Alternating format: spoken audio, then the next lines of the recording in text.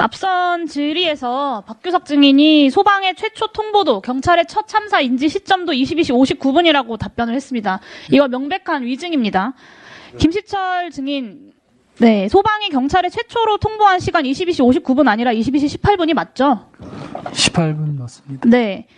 이게 지금 경찰이 스스로 국회에 제출한 모든 자료에 22시 18분, 여기 상황보고서에도 그렇게 나와 있어요. 소방 공동대응 요청이 경찰이 참사를 처음 인지한 시점이라고 밝혀왔습니다. 김광호 증인, 이거 서울청에서 공식적으로 참사 인지 시점 지금 번복하시는 겁니까? 박규석 증인이 위증한 거죠? 아니, 그 부분은 아마 우리 박 실장이 제대로 답변을. 네. 서울청에서도 지금 이게 거짓말하고 위증하다 보니까 지금 그렇게 당황하시는 겁니다, 지금. 그렇지 않습니다. 네. 현장에서요, 오늘 유해진 증인께서 너무 외로웠다라고 말씀하셨는데, 아까 현장에서 외롭게 구조하면서 수차례 경력을 요청했었던 이 현장 소방관들에게 참으로 모욕적인 위증을 지금 서울경찰청에서 박규석 증인이 하셨다. 그리고 정대경 증인도 조금 전에 이해식 의원님 질의에 그 답변을 위증을 하신 겁니다, 지금. 앞서 이해식 의원님께서도 말씀하셨지만 해밀턴 호텔 인근이라는 아주 좁은 공간에서 22시부터 23시까지 1시간 동안 들어온 신고만 120여 건입니다. 이 중에요, 소방 공동대응 요청이 20건, 코드 제로가 14건입니다. 1시간 동안 4분에 한 번씩 사이렌이 울린 거예요. 같은 장소, 같은 내용의 신고로. 상황실 모두가 알 수밖에 없습니다. 그런데 상황실의 총책임자인 이 상황팀장이 22시 59분에나 참사를 인지했다. 이게 말이 안 되지 않습니까? 신고 내용이 취합이 돼서 제가 총괄을 해서 네. 볼 수 있는데. 변명하지 마시고요. 지금 모두가 궁금한 게 이 22시 18분 참사 인지부터 23시 30분 서울청 첫 지시였던 교기대 지원까지 이 72분이라는 시간 동안 112 상황실이 도대체 뭘 했냐라는 겁니다. 정대경 증인이 가장 잘 알고 계실 테니까 거짓 없이 답변하시고요. 네, 아니오로 간단하게 답변해 주세요. 치안 상황실 운영 규칙 잘 알고 계시죠? 네. 이거 자료 제출 안 해가지고 저희 직원이 직접 가서 열람하고 필사해서 확인한 내용인데요. 10조 상황보고. 상황보고에 필요한 사건 사고에 대해서는 접수한 경찰이 지체 없이 보고해야 한다. 맞습니까? 예, 그렇습니다. 근데 류미진 상황관리관 23시 39분, 김광호 서울청장 23시 36분에 인지했습니다. 112 상황실에 지체 없는 상황 보고 실패한 거 맞죠? 22시 59분에 소방 실패한 거 맞죠? 운영 규칙에 따라서 지체 없이 상황 보고해야 되는데 그것이 잘 이루어지지 않은 거 아닙니까? 그 매뉴얼상에는 또 선조치 후 보고의 원칙이 있습니다. 지체 없이 보고해야 한다고 되어 있습니다. 선조치가 먼저 다음 거 질문 드릴게요. 12조 통보. 상황실장은 해당 기능에 통보해서 필요한 조치해야 합니다. 증인은 경비나 교통, 형사, 생활안전과 등 다른 경찰의 기능에게 통보하고 지원 요청했습니까? 이후에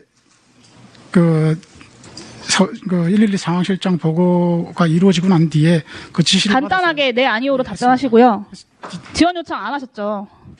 13조 지휘, 상황실은 출동, 현장 조치, 물리적 동원 등을 지휘해야 하고 필요시 협조 지원 요청해야 합니다. 다른 기동대 보내달라, 순찰대 보내달라, 사이카 보내달라 요청하셨습니까? 지휘하셨어요?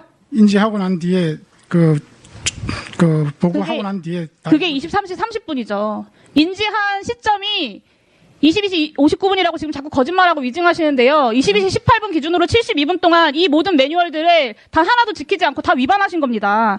23시 30분까지 72분 동안 서울청 차원의 어떤 지원도 대응도 안 했던 것 아닙니까? 1012 지령만 보면 용산서에서 혼자 대처가 불가능했다는 것이 다 나옵니다. 그런데 용산서에서 총력 대응해라. 이게 지시입니까? 용산서에서 역부족인 것을 저도 무전 보면 파악을 하겠어요. 이런 상황이면 서울청 차원에서 어떻게든 경력을 투입하고 즉시 경력 투입해서 대처했었어야 되는 거 아닙니까? 김광호 증인, 이거 심각한 문제 맞죠? 네, 그 부분에 대해서는 몇 차례 말씀드렸다시피 저희 상황실에서 심각한 문제 맞죠? 조금 더 일찍 파악했어야 된다고. 72분 동안 치안 상황실 운영 규칙 10조, 12조, 13조 서울청이 모두 위반했습니다. 인정하십니까, 증인? 김광호 증인? 지금 아까 이야기한 22시 18분은 그것은 버튼에 아니요, 의해서 자동적으로 이 치안 상황실 운영 규칙을 위반했다는 거 인정하십니까? 그 부분은 지금 정대경 22시 증인이 59분 100번 양보해서 22시 59분이라고 하더라도요. 그 뒤에 상황 보고 30분 이상이 걸렸습니다. 네, 그 부분은 죄송스럽게 생각합니다. 네. 20분 넘게 살려달라고 신고를 해도 제대로 된 대응을 하지 않았다, 서울청이. 이게 지금 초도 서울의 치안을 담당하는 서울경찰청의 현 주소입니다. 지금도 무슨 일 하고 있는 심판관 경찰 공무원들요. 지금 여기 나와서 위증하시는 서울경찰청 관계자분들이 욕먹이는 일입니다. 부끄럽지도 않습니까? 서울경찰청 참사 발생 사실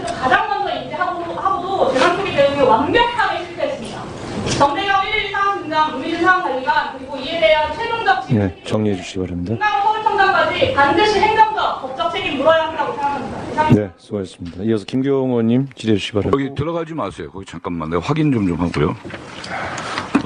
우리 정대경 증인 말이에요. 계속해서 이제 아까 오시기 전에는 제가 다른 분한테 질의를 했는데 다른 의원님들이 질의하는 거에도 그런데 정대경 증인이 오후 6시부터 저녁 12시까지 자리 지켰습니까?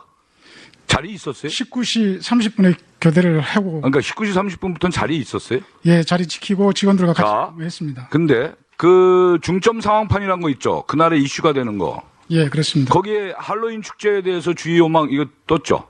떴습니까? 예, 모니터링에 네. 그 다음에 제가 여쭤보는 것만 답변해 주시면 좋을 것 같아요. 그 다음에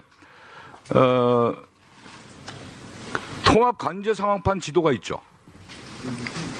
큰 모니터로 있잖아요. 통합. 예, 모니터링에 띄울 수 있습니다. 예.